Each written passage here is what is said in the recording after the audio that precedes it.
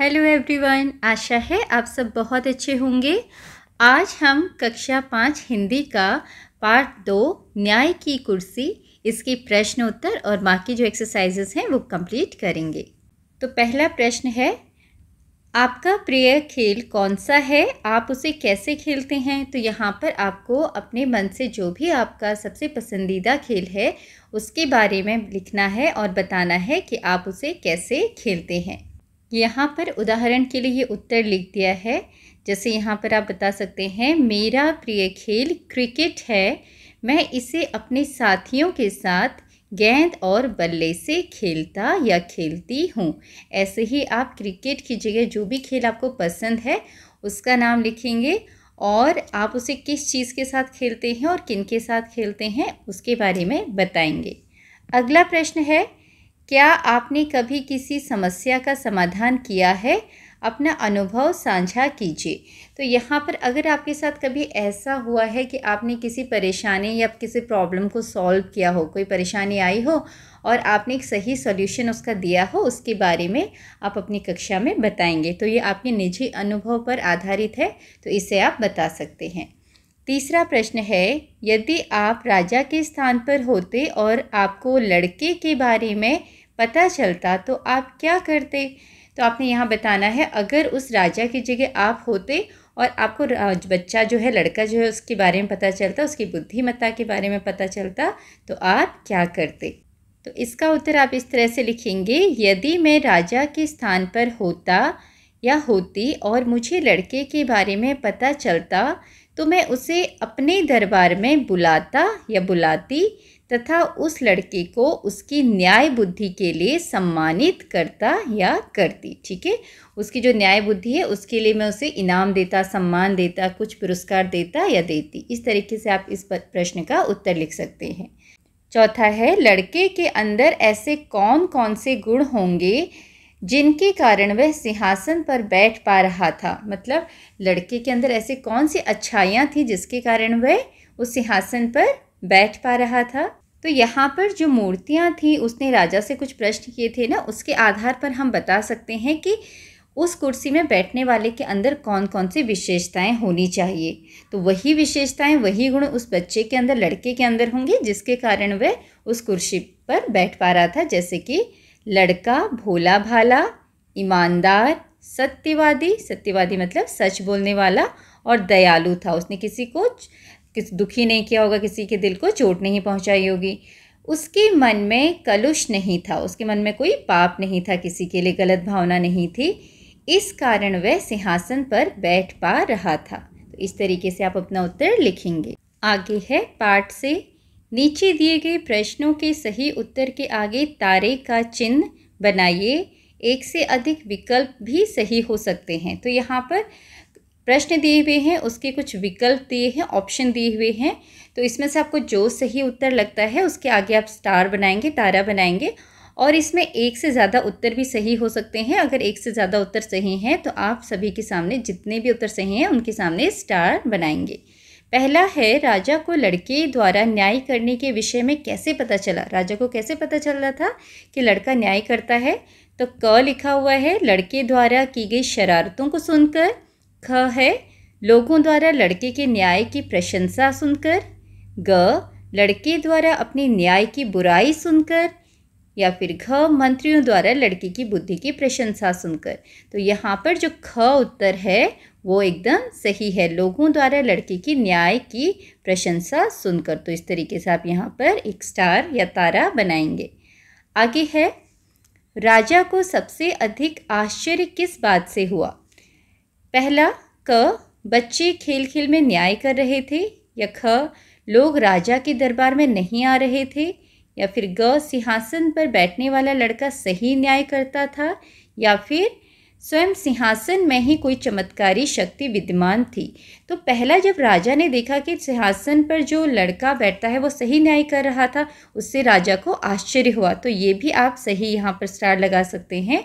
और फिर स्वयं जब राजा को पता चला कि ये वो लड़का नहीं है, तो राजा ने बोला था ना, इसका मतलब स्वयं जो सिंहासन है वो उसमें ही कोई चमत्कारी शक्ति विद्यमान है, ये उससे भी ज़्यादा आश्चर्य की बात है। तो इसमें आप घ को भी सही कर सकते हैं। ठीक है, दोनों बातें यहाँ पर सही हैं।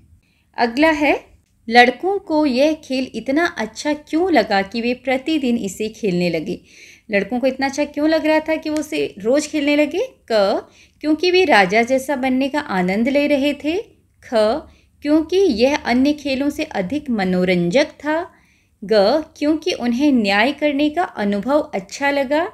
या फिर घ, क्योंकि इस खेल से वे नगर भर में प्रसिद्ध हो गए थे। तो यहाँ पर सही उत्तर है ख, क्योंकि यह खेल अन्य खेलों से अधिक मनोरंजक था, उनको इसमें ज़्यादा मज़ा आ रहा था और खेलों की तुलना में। ठीक है, अगला है, राजा ने उपवास और प्रायश्चित क्यों किया। तो यहाँ पर पहला दिया है उत्तर, ताकि वह सिंहासन पर बैठने योग्य बन सके। तो ये बात सही है, वो सिंहासन पर बैठने लायक बनना चाहता था, तो आप इसके आगे स्टार बनाएंगे। दूसरा, क्योंकि उसे अपने कर्मों पर पछतावा था, क्योंकि मूर्तियों ने उसे ऐसा करने के लिए कहा था। और घ, क्योंकि जनता ने उसे ऐसा करने को कहा था। तो इसमें एक ग वाला भी ठीक है, और क पे भी आप स्टार लगा सकते हैं। यहाँ पर मूर्तियों ने भी उसे ऐसा करने के लिए कहा था, तो ये भी आप स्टार बना सकते हैं। तो इसको आप इस तरीके से कीजिएगा। आगे है, सोचिए और लिखिए। नीचे दिए गए प्रश्नों के उत्तर अपनी लेखन पुस्तिका में लिखिए। लेखन पुस्तिका मतलब जो आपकी कॉपी है, उसमें आपने प्रश्नों के उत्तर लिखने हैं। पहला प्रश्न है, सभी लड़के सिंहासन पर बैठ पा रहे थे लेकिन राजा नहीं बैठ पाया, ऐसा क्यों? तो इसका उत्तर आप इस तरीके से दे सकते हैं, सभी लड़के सिंहासन पर बैठ पा रहे थे पर राजा नहीं बैठ पाया, क्योंकि सभी लड़के भोले भाले थे, उनके मन में कलुष नहीं था, कोई पाप नहीं था उनके दिल में, लेकिन राजा में ये गुण नहीं थे। ठीक है, तो इसीलिए राजा नहीं बैठ पाया। फिर आगे है दूसरा प्रश्न, क्या राजा को प्रायश्चित करने के बाद सिंहासन पर बैठने का अधिकार मिलना चाहिए था? अपने उत्तर का कारण भी बताइए। तो यहाँ पर आपने बताना है क्या उसको बैठने का अधिकार था या नहीं था। जो भी आप लिखेंगे उसके हिसाब से आप यहाँ पर अपना उत्तर लिखेंगे और सपोर्ट करेंगे कि आपने ऐसा क्यों लिखा है। तो यहाँ पर आप इस तरीके से उत्तर लिख सकते हैं, राजा को प्रायश्चित करने के बाद सिंहासन पर बैठने का अधिकार नहीं मिलना चाहिए था, क्योंकि उसके भीतर अभी भी अपने धनवान तथा बलवान होने का घमंड था।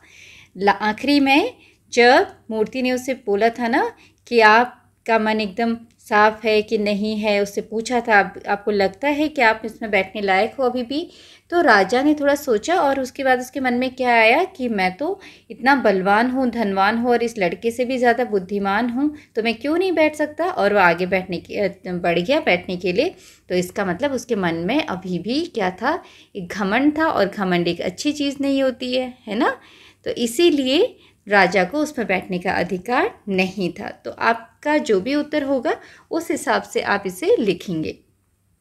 तीसरा प्रश्न है, दोनों किसानों ने अपने झगड़े के निपटारे के लिए राजा के दरबार में जाने के बजाय लड़के के पास जाने का फैसला क्यों किया?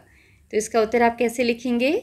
दोनों किसानों ने अपने झगड़े के निपटारे के लिए राजा के दरबार में जाने के बजाय लड़के के पास जाने का फैसला किया, क्योंकि उन्होंने लड़के की न्याय बुद्धि और सही फैसला करने की चर्चा सुन रखी थी, है ना। उसने पूरे लोगों से सुनी हुई थी उन दोनों ने कि लड़का सही फैसला करता है। उन्हें पूरा विश्वास था कि उन्हें लड़के के पास न्याय मिलेगा। तो ये उत्तर आप यहाँ पर लिखेंगे। चौथा प्रश्न है, चौथी मूर्ति सिंहासन के साथ आकाश में क्यों उड़ गई? तो यहाँ पर इसका उत्तर आप इस तरीके से लिख सकते हैं, चौथी मूर्ति सिंहासन के साथ आकाश में उड़ गई क्योंकि 3 बार प्रायश्चित करने के बाद भी राजा के मन में कलुष था। ठीक है, 3 बार उसने प्रायश्चित किया, फिर भी उसके दिल में जो मैल था, बुरी भावना थी, वो ख़त्म नहीं हुई थी, और वह घमंड में आकर ज़बरदस्ती सिंहासन पर बैठना चाहता था। ठीक है, चौथी बार उसने प्रायश्चित करने के लिए वो नहीं गया, वो ज़बरदस्ती घमंड में आकर सिंहासन की ओर बढ़ा ताकि वो उस पर बैठ सके, इसलिए चौथी मूर्ति सिंहासन के साथ उड़ गई। 5वां प्रश्न है, इस कहानी की इस कहानी को एक नया शीर्षक दीजिए और बताइए कि आपने यह शीर्षक क्यों चुना। मतलब कोई नया नाम अपनी कहानी का बताना है। इस कहानी का अन्य शीर्षक जादुई सिंहासन या सद्गुण और सिंहासन हो सकता है। सद्गुण मतलब अच्छे गुण, जो हमारे भीतर ईमानदारी, सच्चाई, दयालु है ना, हम दयालु होते हैं और सबके प्रति अच्छी भावना रखते हैं, उन सब चीज़ों को हम सद्गुण बोलते हैं। तो उस बच्चों के अंदर ये सब चीज़ें थी वहाँ पर, और ये सिंहासन से रिलेटेड कहानी है, तो सद्गुण और सिंहासन हम रख सकते हैं। आप बता सकते हैं क्यों? क्योंकि वह व्यक्ति जिसके भीतर सद्गुण हो, इस पर बैठकर सही फैसले सुना सकता था। ठीक है, इसका मतलब आपको समझ में आया कि इस सिंहासन पर बैठकर वो व्यक्ति जिसके अंदर अच्छी फीलिंग्स हो, अच्छी भावना हो दूसरों के प्रति, जो सच बोलता हो, ईमानदार हो, वो सही फैसले सुना सकता था। तो हम इसको सद्गुण और सिंहासन भी बोल सकते हैं और जादुई सिंहासन भी बोल सकते हैं। तो यहाँ पर अनुमान और कल्पना, इसके आधार पर प्रश्न है। कहानी में सिंहासन की मूर्तियाँ उड़कर किसी और जगह चली जाती हैं, वे कहाँ जाती होंगी और वहाँ क्या करती होंगी? तो कहानी में जो सिंहासन था उसमें मूर्तियाँ थी, तो वो उड़कर चली जाती थी, तो कहाँ जाती होंगी? वो स्वर्ग में, जहाँ से राजा विक्रमादित्य स्वर्ग में होंगे, वो उनके पास उड़कर वहाँ चली जाती होगी। क्योंकि कहानी के अनुसार ये सिंहासन किसका था? राजा विक्रमादित्य का। तो मूर्तियाँ भी उड़कर उनके पास चली जाती होंगी और वहाँ पर उनका जो सिंहासन होगा उसमें जाकर वो समा जाती होंगी। ठीक है, वहाँ पर वो स्थित हो जाती होंगी। तो इसका उत्तर इस तरीके से आप लिख सकते हैं, मूर्तियाँ उड़कर स्वर्ग में राजा विक्रमादित्य के पास जाती होंगी और वहाँ पर उनके सिंहासन में स्थित हो जाती होंगी। मतलब वहाँ पर राजा जिस सिंहासन पर बैठे हैं उसी में वो जाके लग जाती होंगी, स्थित हो जाती होंगी। अगला प्रश्न है, यदि इस कहानी के अंत में राजा सिंहासन पर बैठने में सफल हो जाता तो क्या होता? तो इसका उत्तर आप कैसे लिखेंगे? तो इस प्रश्न का उत्तर आप ऐसे लिख सकते हैं, यदि इस कहानी में राजा अंत में सिंहासन पर बैठने में सफल हो जाता तो वह भी राजा विक्रमादित्य की तरह अपने न्याय और विवेक के लिए प्रसिद्ध हो जाता। आगे है भाषा की बात। नीचे दी गई पंक्तियों को ध्यान से पढ़िए। यह तो और भी आश्चर्य की बात है, हो न हो पत्थर की इस कुर्सी में ही कोई चमत्कार है, मैं इसकी जांच करूँगा। ऊपर दिए गए वाक्यों को ध्यान से देखिए। आपको इसका अर्थ समझने में कुछ कठिनाई हो रही है ना? अब इसी वाक्य को एक बार फिर पढ़िए। यह तो और भी आश्चर्य की बात है, हो न हो पत्थर की इस कुर्सी में ही कोई चमत्कार है, मैं इसकी जांच करूँगा। अब आपको इन वाक्यों का अर्थ और भाव ठीक समझ में आ रहा होगा। इसका कारण है कुछ विशेष चिन्ह, जैसे ये जो चिन्ह दिए गए हैं ऊपर, ठीक है, इस प्रकार के चिन्हों को विराम चिन्ह कहते हैं। विराम चिन्हों से पता चलता है कि लिखे हुए वाक्यों में कहाँ ठहराव है और उनका क्या भाव है। तो आपने जब पहली 2 लाइनें पढ़ी, यहाँ पर कोई विराम चिन्ह नहीं है, कहीं पर पूर्ण विराम नहीं है, कहीं पर विस्मयादि बोधक नहीं है, कहीं पर कॉमा वगैरह नहीं है, है ना? तो इससे पढ़ने में समझ नहीं आता कि क्या हो रहा है, क्या बात कही गई है, उसका भाव क्या है। लेकिन जब हमने नीचे की 2 लाइनें पढ़ी तो समझ में आया कि क्या बात हो रही है और किस तरह से चीज़ को बोला जा रहा है, उसका अर्थ समझ में आ रहा है। तो जो ये चिन्ह होते हैं जिनसे किसी वाक्यों का भाव पता चलता है, उनको हम क्या बोलते हैं? विराम चिन्ह। ठीक है, आगे है, अब नीचे दिए गए वाक्यों में उचित स्थानों पर विराम चिन्ह लगाइए। तो यहाँ पर कुछ वाक्य आपको दिए गए हैं पाठ से ही, इसमें आपको विराम चिन्ह लगाने हैं। तो यहाँ पर पहला वाक्य है, देखो, चौथी मूर्ति ने कहा। कहा के बाद इस तरीके से कॉमा आएगा और क्या कहा? ठहरो। यहाँ पर विस्मयादि बोधक, ठीक है, इस तरीके से लगाएंगे और जो बात कही है उनको हम इस तरीके से बंद करेंगे लास्ट तक। ठीक है, बैठ सकते हो, यहाँ पर आ जाएगा ये। बाकी का आगे अंदर आप इसको कैसे बदलोगे? जो लड़के इस सिंहासन पर बैठते थे, कौमा, वे भोले भाले थे, उनके मन में कलुष नहीं था। अगर तुमको विश्वास है कि तुम इस योग्य हो तो इस सिंहासन पर बैठ सकते हो। तो यहाँ तक आप इसे इस तरीके से पूरा करेंगे। तो यहाँ पर एक चीज़ ध्यान रखिएगा, किसी के द्वारा जो बात कही जाती है उसको हम इन्वर्टेड कॉमा या उद्धरण चिन्ह के अंदर लिखते हैं। तो ये जो पूरी बात है, ठहरो जो लड़के इस सिंहासन में बैठते थे, यहाँ से पूरा नीचे तक ये चौथी मूर्ति के द्वारा कही गई बात है, तो हम इसे उद्धरण चिन्ह के अंदर लिखेंगे इस तरीके से। ये इन्वर्टेड कॉमा है, इंग्लिश में आप इन्वर्टेड कॉमा बोलते हैं और हिंदी में उद्धरण चिन्ह हो गया, ठीक है। उसके बाद है राजा बड़ी देर सोचता रहा, ठीक है, ये पूर्ण विराम आएगा यहाँ। फिर उसने मन ही मन कहा, उसने मन ही मन क्या कहा, अब यहाँ से कहा के बाद यहाँ कॉमा आ जाएगा। अब जो कहने वाली बात है, मन ही मन जो उसने कहा, उसको हम उद्धरण चिन्ह के अंदर डालेंगे ऐसे, अगर एक लड़का इस पर बैठ सकता है तो भला मैं क्यों नहीं बैठ सकता हूँ। तो ये सारी बात नीचे तक योग्य हूँ तक पूर्ण विराम आएगा, योग्य हूँ, यहाँ पर उद्धरण चिन्ह को यहाँ बंद कर देंगे हम इन्वर्टेड कॉमा को, ठीक है, इस तरीके से। तो ये पूरी बात तो कही गई है किसी के द्वारा, तो उसको हम इन्वर्टेड कॉमा या उद्धरण चिन्ह के अंदर लिखेंगे। और अंदर का देखते हैं कहाँ कहाँ बदलाव करना है आपने। ये राजा बड़ी देर तक सोचता रहा, ये पूरा वाक्य है। वाक्य ख़त्म होने के बाद पूर्ण विराम, फिर उसने मन ही मन कहा, यहाँ छोटा सा कॉमा, उसके बाद अगर एक लड़का इस पर बैठ सकता है तो भला मैं क्यों नहीं बैठ सकता हूँ। ये अपने आप से प्रश्न कर रहा है तो प्रश्नवाचक चिन्ह लगेगा यहाँ पर, ठीक है। उसके बाद मैं राजा हूँ, यहाँ पर जो लिखा है मैं राजा हूँ, तो हूँ के बाद पूर्ण विराम, मैं राजा हूँ, मुझसे ज़्यादा धनवान, धनवान के बाद कॉमा छोटा सा, बलवान और बुद्धिमान भला और कौन होगा, ठीक है, यहाँ भी प्रश्नवाचक, मैं अवश्य इस सिंहासन पर बैठने योग्य हूँ। तो इस तरीके से आप इसे पूरा करेंगे। आगे है तीसरी मूर्ति भी उड़ गई। इस वाक्य के आधार पर प्रश्नों के उत्तर लिखिए। इस वाक्य में संज्ञा शब्द कौन सा है। संज्ञा मतलब किसी भी व्यक्ति, वस्तु, स्थान या भाव के नाम को हम संज्ञा कहते हैं। तो यहाँ पर कौन सी चीज़ का नाम दिया हुआ है, मूर्ति, ठीक है, ये कोई वस्तु है मूर्ति, तो यहाँ पर संज्ञा शब्द है मूर्ति, ठीक है। आगे है कौन सा शब्द इस संज्ञा शब्द के गुण या विशेषता को बता रहा है। तो यहाँ पर जो संज्ञा शब्द है मूर्ति, इसकी विशेषता को बताने वाला शब्द कौन सा है, तीसरी।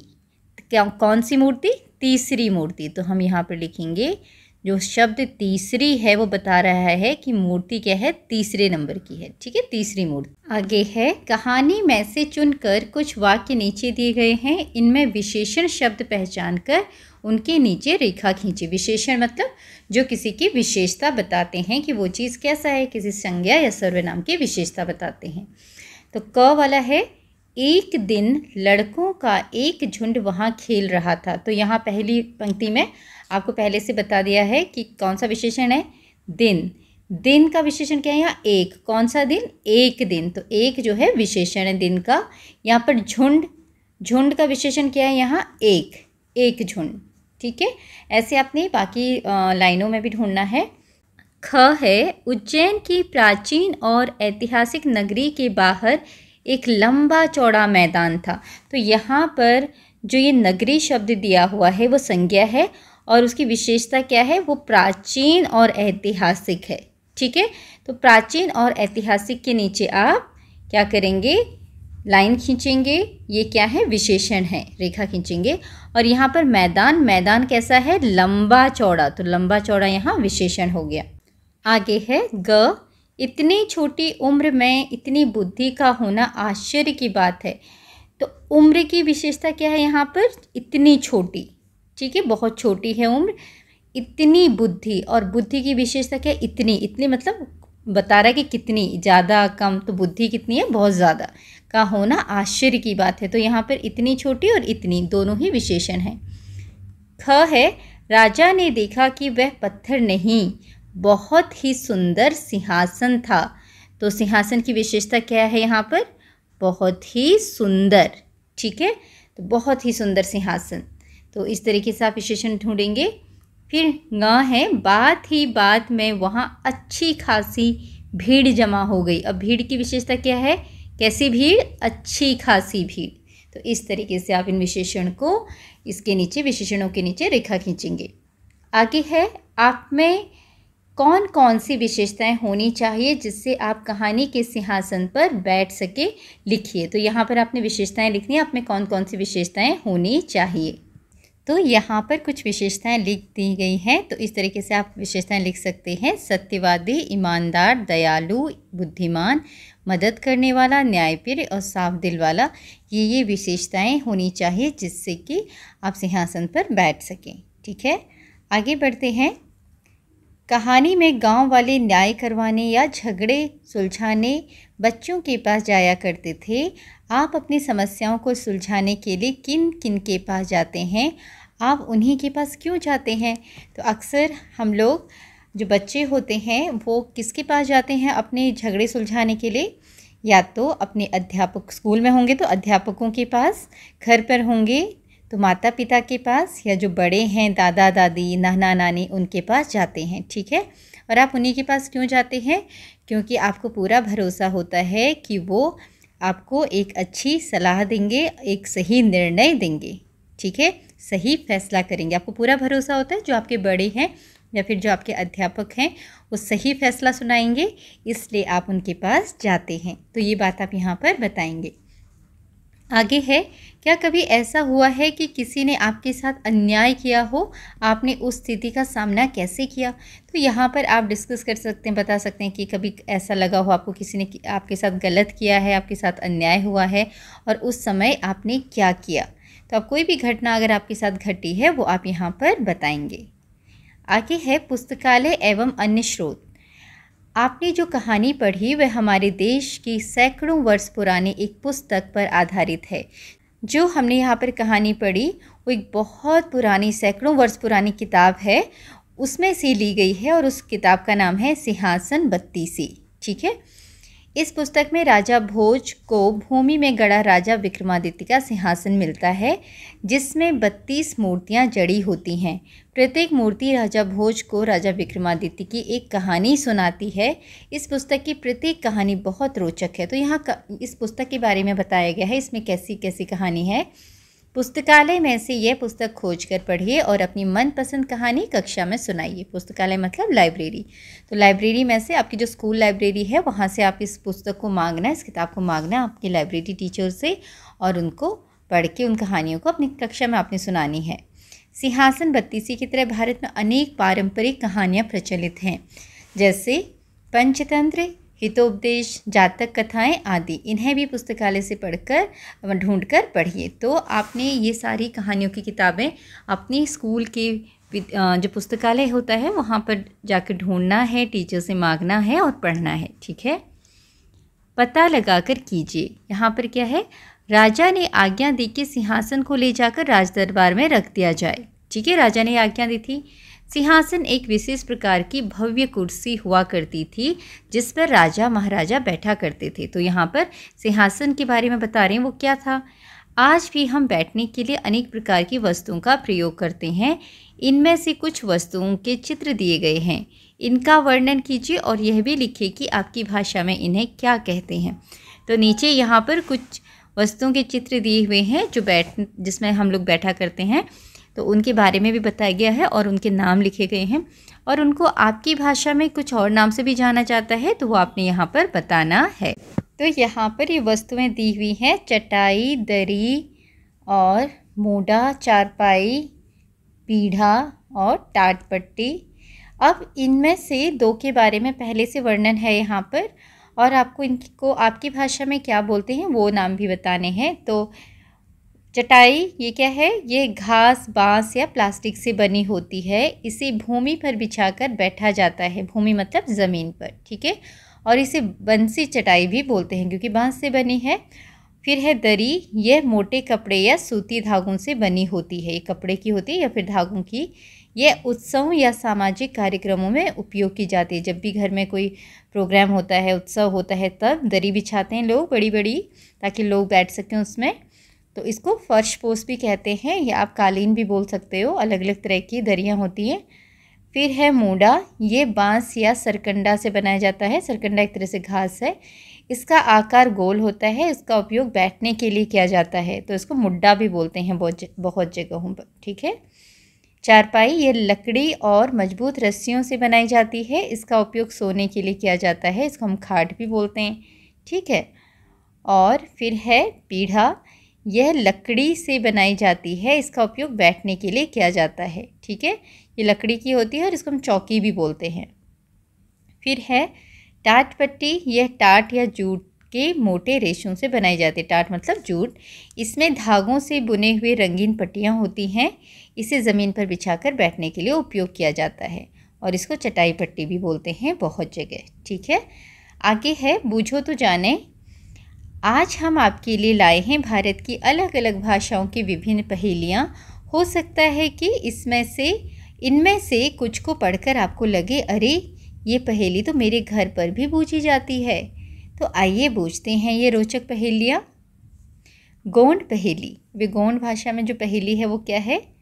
ना तो खाए ना तो पीवे, संग माँ रेंगत है। मतलब ना खाती है ना पीती है, संग संग चलती है। तो ये क्या है? हमारी परछाई, ठीक है, या छाया। तो यहाँ पर आप लिखेंगे छाया या परछाई। न खाती है न पीती है और साथ साथ चलती है। निमाणी पहेली क्या है? हरो मांथड़ो लाल पेट, रस पी लेव भर भर पेट। हरे मटके का लाल पेट, रस पी लो भर भर पेट। तो ये क्या है? तरबूज। बाहर से कैसा होता है? हरा, लेकिन अंदर क्या होता है? लाल, इसीलिए। मालवी पहेली है, एक जानवर ऐसो जी की दुम पे पैसो। एक जानवर ऐसा जिसकी दुम पर पैसा। तो ये कौन है? मोर। मोर की जो पंख होते हैं उसमें ऐसा लगता है ना गोल गोल पैसे से बने, तो इसीलिए बोला है उसकी दुम पर पैसा। बुंदेली पहेली, एक लकड़ी की ऐसी कहानी, उमें लुको है मीठो पानी। एक लकड़ी की ऐसी कहानी जिसमें छिपा है मीठा पानी। तो एक लकड़ी है जिसके अंदर मीठा पानी है। तो ये क्या है? गन्ना या फिर ईख, है ना। गन्ना कैसा लगता है? लकड़ी जैसा, और अंदर से मीठा रस होता है। आगे है बघेली पहेली, एक दिया सबतर उजियार, एक दीपक से चारों ओर उजियार। ऐसा दीपक एक ही है और चारों तरफ उजाला करता है। तो ये कौन है? सूरज, ठीक है। तो इस तरीके से आपकी ये पहेलियाँ हैं। आगे है मेरा न्याय। अपनी कक्षा से किन्हीं दो ऐसी समस्याओं को चुनिए जिन पर न्याय किया जाना है। कक्षा को दो समूहों में विभाजित कीजिए। दोनों समूह एक समस्या लेकर उस पर विचार करेंगे। तत्पश्चात दोनों समूह एक एक कर नाटक मंचन के द्वारा समस्या को सुलझाएंगे। दर्शक समूह प्रतिपुष्टि प्रदान करेंगे। अब यहाँ पे प्रतिपुष्टि के बिंदु हैं, प्रस्तुतिकरण, पात्र संवाद, समस्या का समाधान, पात्रों का आत्मविश्वास। तो ये एक आपको क्लास में करने के लिए एक्टिविटी है कि आपने क्या करना है, कोई एक दो समस्याओं को जो आपकी कक्षा में हैं उनको चुनना है कि ये परेशानियां हैं, और कक्षा के बच्चों को दो भागों में विभाजित कर देना है, बांट देना है। और फिर जो दो ग्रुप होंगे, समूह होंगे, उन समस्याओं को लेकर विचार करेंगे और उसके बाद नाटक के द्वारा उस समस्या को सुलझाने का प्रयास करेंगे। और उसमें जो एक्टिंग करेंगे जो आप, उसको प्रदर्शक देखेंगे और दर्शक आपको मार्क्स देंगे उस हिसाब से। प्रस्तुतिकरण की आपका प्रेजेंटेशन कैसा था। पात्र संवाद मतलब जो लोग एक्टिंग कर रहे हैं उनने किस तरीके से अपने डायलॉग बोले, उसके हिसाब से मार्क्स मिलेंगे। समस्या का समाधान कि आपने समस्या का सही समाधान दिया कि नहीं, कैसा समाधान दिया, उसके हिसाब से अंक मिलेंगे। फिर पात्रों का आत्मविश्वास कि जो पात्र थे, जो कैरेक्टर बने हुए हैं, उनका या कॉन्फिडेंस कितना है, उसमें आत्मविश्वास के साथ बोला है कि नहीं बोला है, कितने विश्वास के साथ, आत्मविश्वास के साथ बोला है, उसके आधार पर आपको यहाँ पर अंक मिलेंगे। तो ये एक्टिविटी है क्लास में करने के लिए, ये आप कीजिएगा। और यहाँ पर आपका ये पाठ पूरा होता है। आशा है इसमें जो भी बातें आपको समझाई गई हैं आपको अच्छी तरीके से समझ में आई होंगी। Thank you very much for watching the video.